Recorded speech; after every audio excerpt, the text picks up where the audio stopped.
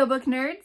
Back actually in June, I know it's October, but back in June, I read Zenobia July by Lisa Bunker.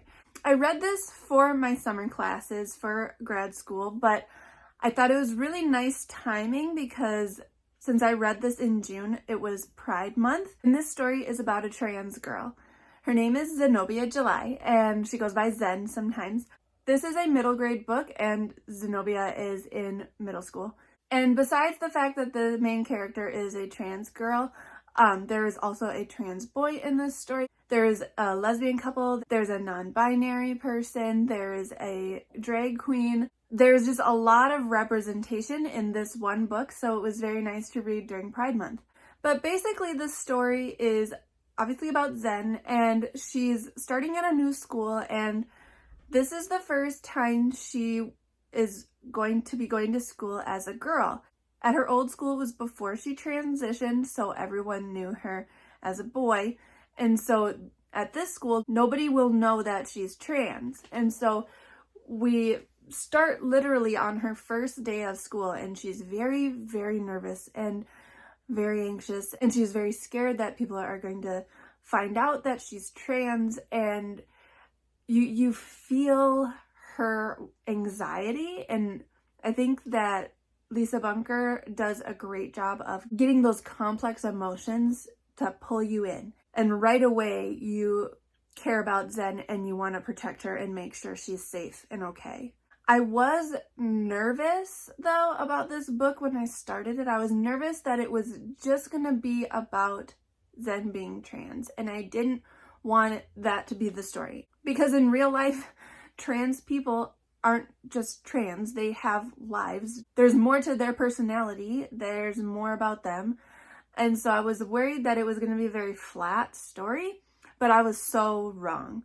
There are so many layers to this story, and there's some issues going on at their school. So the main story of this is not about Zen being trans. The story is that there is somebody in their school that keeps posting, like hacking into the school website and posting very horrible things on there. Prejudiced things, racist things. And Zen is very interested in catching this person. Zen is very tech savvy and is a hacker herself, and she loves to be a hacker. She loves being on the internet, she loves being on the web, and she's very, very good at it. She understands code.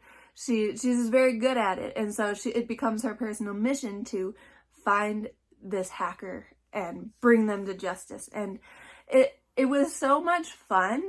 I am not that tech savvy, but it was very interesting to kind of see that side of her and get to be a hacker with her, because that's something I will never, ever be able to do.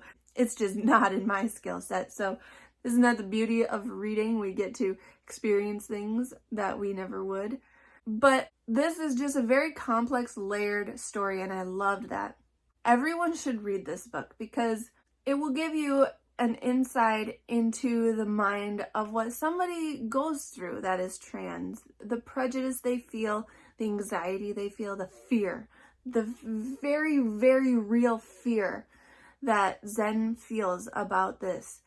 And she's a kid. She just wants to be herself and be loved and live her life. And I just wanted to reach out and hug her so many times in this book and tell her that you're safe and you're loved. And as somebody who struggles with anxiety, like, I got that. And I wanted to alleviate some of her anxiety. She has this attitude of, don't be noticed. If they notice me, they might find out that I'm trans. So she has this, like, close off, don't let people notice me, don't interact. She's just isolating herself.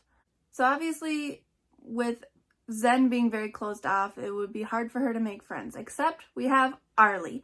And Arlie is wonderful. Arlie just sees Zen, knows she's new, and like latches onto her kind of, takes her under their wing. Arlie is non-binary, and Arlie uses vouvenver pronouns, which was ones I'd never heard of. I've heard they, them pronouns, so that was new to me, and I really enjoyed it. It was different, and I had to get used to that. But Arlie is just this spunky, unique person. Arlie just accepts Zen as she is, doesn't question anything about her, is super cool and chill, and yeah, their friendship is something so beautiful to watch blossom, and I just love it. I love Arlie. Sprink is the name of the drag queen in this story, and Sprink is one of my favorite characters. Sprink is just so full of personality and so much life, and yes. I just think that this book overall just portrays how complex transitioning can be, especially as someone that is young. Whether you agree or not, that's not what this discussion is going to turn into. It just shows so much complexity and does it so well. Zen misses things about her old life. She misses it. She misses some of the freedoms that she had, but she also hates a lot of her old life. And so she wrestles with that. She has to navigate that, and transitioning takes time. It's not just like flipping a switch. And obviously I am speaking from just having read this. I don't know personally, so I'm not trying to speak for anyone that is trans. I'm just stating the vibes and the emotions that I felt while reading Zen's story. But again, isn't that the beautiful thing about literature? I can experience something that I wouldn't ever get to experience. Like, I can learn and understand what Zen goes through by reading it. Otherwise, I would never ever have that experience in real life. So obviously, reading a book is different than real life experience, but it does give you a peek behind the curtain that you wouldn't otherwise get. And that's why I love literature so much. But again, back to Zen. Zen has a lot of things she's dealing with. She's dealing with the loss of her old life. She's grieving the loss of her old life, but she's celebrating her new life. And so it's a mix of emotions. She also has a lot of anger that she has to deal with. Anger at God, at her family, at you name it. She has a lot of anger that she needs to deal with. And she doesn't always deal with it in the best way because she's a kid. Even adults don't deal with their angers in the best way, but she's a kid, so she's kind of impulsive and does some things she shouldn't have done, but she learns and she grows. And I think that is a very important message too from this book. Another big key takeaway that I got from this book was that kids can be mean, which I already knew because I used to be bullied when I was a kid, so I knew that, but kids can be mean. And I think like knowing that, and like especially since I'm going to be a teacher, like watching out for things like this where people are being cruel and bullying people, and we really need to teach a culture of love in our schools, in our homes, etc., etc. And I think too, just knowing that words matter, kids listen, and what you say and how you act, especially as an adult, matters. And negative things stay in kids' minds. They do. And so, like Zen's father, he is against this, against it. And she has to deal with that and struggle with that. And she hears negative things in her head from her dad all the time. And it's just heartbreaking to read because it's true.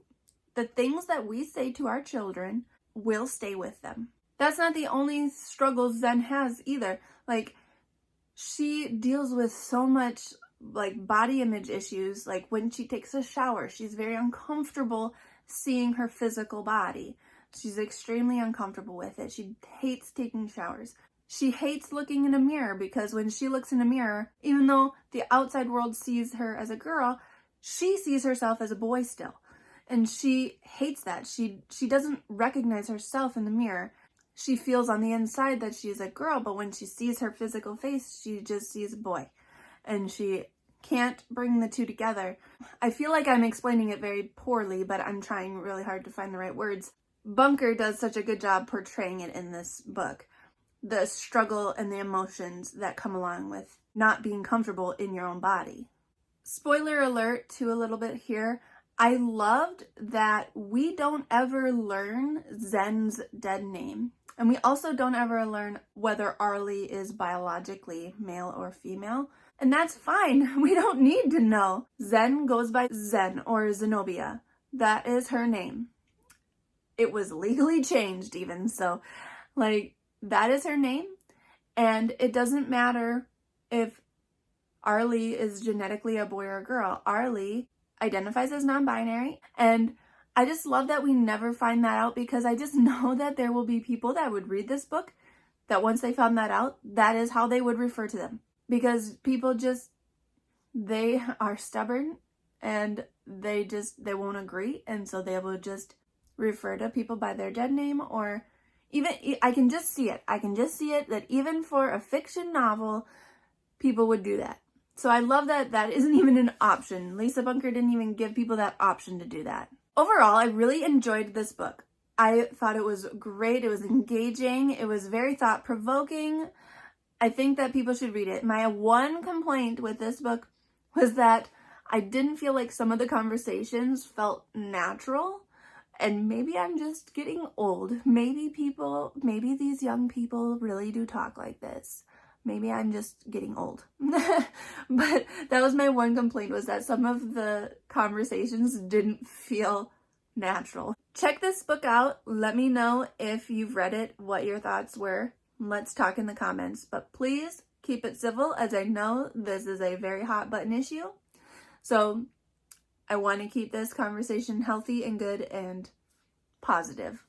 But overall, I recommend this. I thought it was wonderful. That's all for me this week. I hope you guys have a wonderful Monday. I'll talk to you again soon. Hit like and subscribe. Thanks for talking books with me.